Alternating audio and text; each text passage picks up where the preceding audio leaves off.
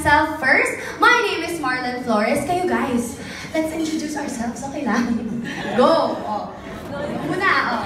Okay, Chan. Go! Hi guys, good evening. My name is Ken Chan. Hello everyone, I'm Ira Mariano. Good evening. Hi everyone, good evening. I'm Raisa Sanon. And ikaw? At birthday nga pala niya guys. Pati niyo naman, happy birthday! Kakolektan ko yung mga regalo dyan. Yun. Yeah, I'm Hero Peralta guys, just so you know. Happy birthday. Ako si Juancho Trevino. Good evening sa inyo lahat. Ayan, yan po kaming lahat.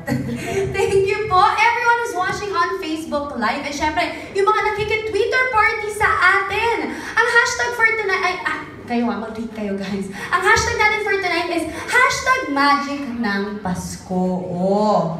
O may mga kasama rin tayo ngayon na fans at kaibigan natin sa mga vloggers na kasamang naghihintay sa unang kwento ng Pasko. Hello everyone! Thank you for being here with us.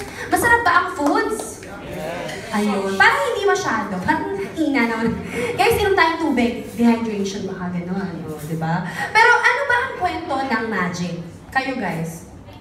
Ano na-represent sa inyo ng kwento ng magic ng Pasko? Ikaw, sa'yo. Mag-iisip daw muna siya. Mag-iisip kaya ako gumawa. Ikaw. Seniority. Okay. Robin.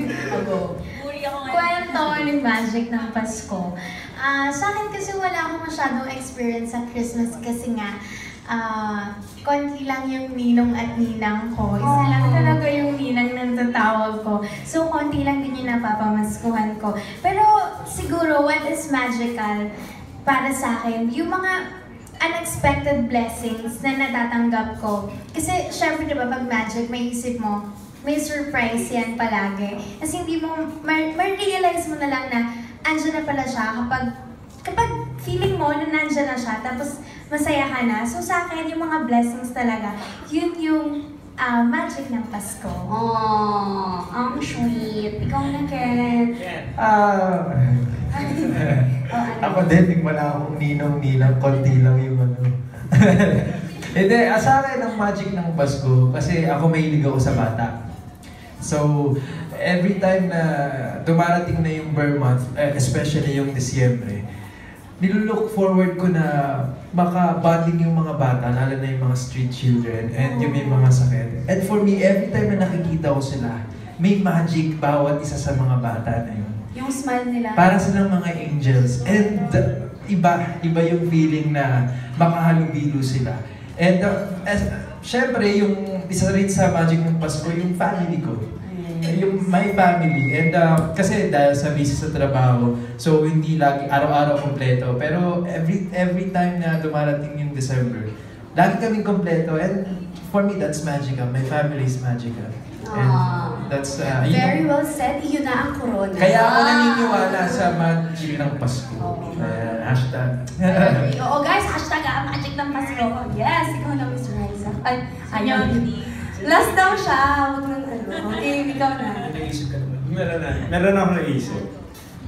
Para sa akin kasi yung magic na sinasabi natin is something you least expect na hindi mo inaasahan talaga na dadating. So para sa akin kasi, every Christmas, nag-expect ako, mataas ang expectation ko. Pero palagi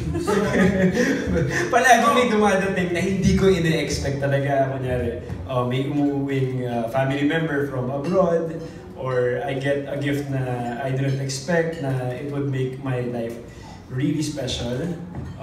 People na biglang dumadating tuwing mga Burr months, ganyan. So, maraming factor kung bakit naging magical yung Pasko for me. So, yun. Sinabi mo yung akin. Ay! No. Basically, pareho kami ni Juancho. Yung mga reunion, unexpected na nagpapate between the family. Kasi di ba may mga away rin naman nangyayari. We're humans, ayan. Tsaka siguro sa akin last year, yung magic na na-receive ko is when I got the role in Little Nanay. Yeah, gusto ko yung may pag-ano. I got the chance to work with Juancho Trevino. Yeah. And then yun, basically, kasama ko yung family ko. Yun na yun. Yun yung magic na. Hindi natin alam na magic siya, but it's magic. Yes, ako. I agree with you guys. Na syempre, ang magic ng Pasko for all of us, syempre, usually is the Christmas campaign ng GMA. Kasi lahat ay, ikaw ba pala?